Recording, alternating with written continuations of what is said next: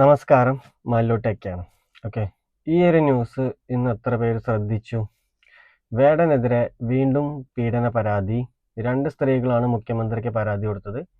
പീഡനം നടന്ന കാലാവധി 2020-21 വർഷങ്ങളിൽ പീഡനം നടന്നു എന്നാണ് 2 യുവതികൾ പരാതി കൊടുത്തുള്ളത്. ഓക്കെ, അപ്പം വേടനെതിരെ ഇതിന് മുന്നേ ഒരു പീഡന പരാതി വന്നതാണ്. അതൊരു യുവ ഡോക്ടറാണ് അവർ പരാതി കൊടുത്തിട്ടുണ്ടായിരുന്നത്.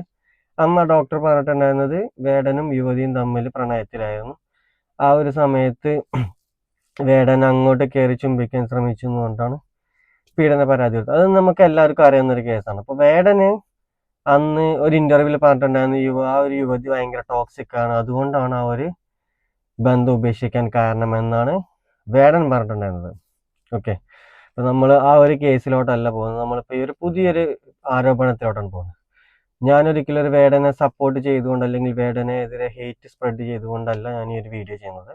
ഈ ഒരു വീഡിയോയിൽ ഞാൻ പറയാൻ കാരണം എന്താണെന്ന് വെച്ചാൽ, ഈ ഒരു വീഡിയോ ചെയ്യാനുള്ള കാരണം വേടൻ ഒരു കമ്മ്യൂണിസ്റ്റ് പാർട്ടി സപ്പോർട്ട് ചെയ്യുന്ന ഒരാളാണ്. വേടന് കമ്മ്യൂണിസ്റ്റ് പാർട്ടി അല്ലെങ്കിൽ ഗവൺമെൻറ്, ഇപ്പോഴത്തെ പിണറായി വിജയൻ്റെ സർക്കാർ അല്ലെങ്കിൽ ഒരു CPM ഗവൺമെൻറ് സപ്പോർട്ട് ചെയ്യുന്നൊരു സിംഗർ കൂടിയാണ് വേടൻ.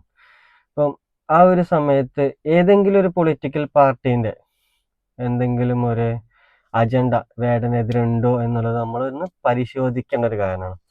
അതല്ല, ഇനി വേടന്റെ ഭാഗത്ത് എന്തെങ്കിലും തെറ്റുണ്ടോ ഇല്ല എന്നുള്ളത് അത് തെളിയിക്കേണ്ട കോടതിയാണ്.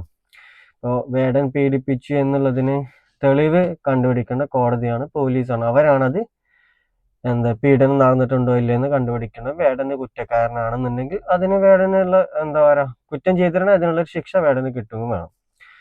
പക്ഷെ ഞാനിവിടെ പറയാൻ പോകുന്നത് എന്താണെന്ന് വെച്ചാൽ, ഇനി ഇതൊരു ഫേക്ക് ആരോപണമാണെന്നുണ്ടെങ്കിൽ 2 വട്ടം വേടനെതിരെ കള്ളക്കേസ് പോയിട്ടുണ്ട്. ഇതിനു മുന്നേ നമ്മൾ ശ്രദ്ധിച്ചാൽ തന്നെ അറിയാൻ പറ്റും, നിവിൻ പോളിക്കെതിരെ പണ്ടൊരു ഫേക്ക് കേസ് ഉണ്ടായിരുന്നു. ഒരു യുവതി പീഡിപ്പിച്ചു എന്നുകൊണ്ടൊരു കള്ളക്കേസ് കൊടുത്തത്. ആ ഒരു സമയത്ത് നിവിൻ പോളി വന്നിട്ട് മീഡിയന്റെ മുന്നിൽ തെളിവ് സഹിതം ആള് എവിടെയായിരുന്നു, എന്താണ് ആ സമയത്ത് ചെയ്തുകൊണ്ടിരുന്നത് എന്നുള്ളത് മീഡിയന് മുന്നിൽ നമുക്ക് പറഞ്ഞു തന്നിട്ടുള്ള കാര്യമാണ്. ഓക്കെ, ആ ഒരു സമയത്ത് ആ ഒരു യുവതിക്കെതിരെ എന്ത് കേസാണ് നമ്മുടെ നാട്ടിലെടുത്തിട്ടുള്ളത്?